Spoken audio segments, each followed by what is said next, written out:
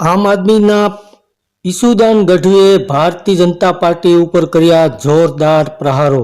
નમસ્કાર દર્શક મિત્રો, લોકસભાની ચૂંટણી ચાલી રહી છે અને હાલમાં મતદાનની જે તારીખો નજીક આવી રહી છે ત્યારે ચૂંટણી સભાઓના છેલ્લા દિવસો ચાલી રહ્યા છે ત્યારે જૂનાગઢ લોકસભાના ઉમેદવાર હીરાભાઈ જોટવાના સમર્થનમાં વિસાવદર ખાતે કોંગ્રેસની મહાસભાનું આયોજન કરવામાં આવ્યું હતું, જેમાં ઈસુદાન ગઢવી પધાર્યા હતા અને હાલ ઈસુદાન ગઢવી સ્ટેજ ઉપરથી આક્રમક મૂડમાં જોવા મળ્યા હતા અને ઈસુદાન ગઢવીએ સ્ટેજ ઉપરથી કહ્યું હતું કે 400 પારની વાતો કરો છો પણ ઈમાનદારીથી ચૂંટણી લડવા આવી જાઓ, કેટલી સીટો આવે છે તે તમને ખ્યાલ આવી જશે।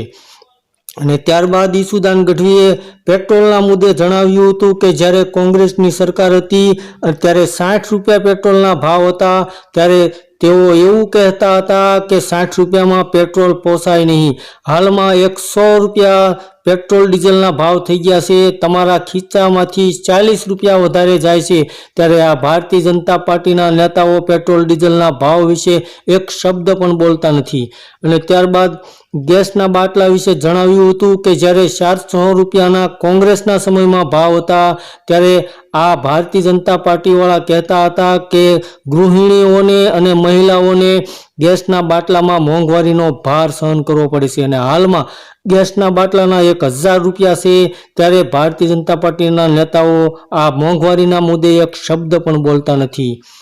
અને ત્યારબાદ ખેડૂતોના મુદ્દે કહ્યું હતું કે ખેડૂતોના દેવા માફ કરવાની વાતો કરનારી આ ભારતીય જનતા પાર્ટીની સરકાર ખેડૂતોના દેવા તો માફ કરતી નથી પરંતુ ઉદ્યોગપતિઓના કરોડો રૂપિયાના દેવા માફ કરી દીધા છે અને કહ્યું હતું કે 2014માં કહ્યું હતું કે તમારી આવક ડબલ થઈ જશે।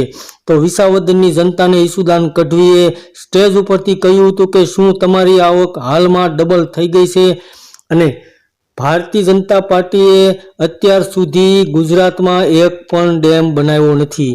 તો આવી રીતે મોંઘવારીના મુદ્દે, ખેડૂતોના મુદ્દે, રોજગારીના મુદ્દે ભારતીય જનતા પાર્ટી ઉપર ઈસુદાન ગઢવીએ જોરદાર પ્રહારો કર્યા હતા। તો ઈસુદાન ગઢવીએ વિસાવદરની સભામાં ભારતીય જનતા પાર્ટી ઉપર ગંભીર આક્ષેપો લગાવ્યા હતા અને મોંઘવારીના મુદ્દે અને રોજગારીના મુદ્દે આક્રમક મૂડમાં આવી અને જોરદાર પ્રહારો કર્યા હતા। ધન્યવાદ દર્શક મિત્રો।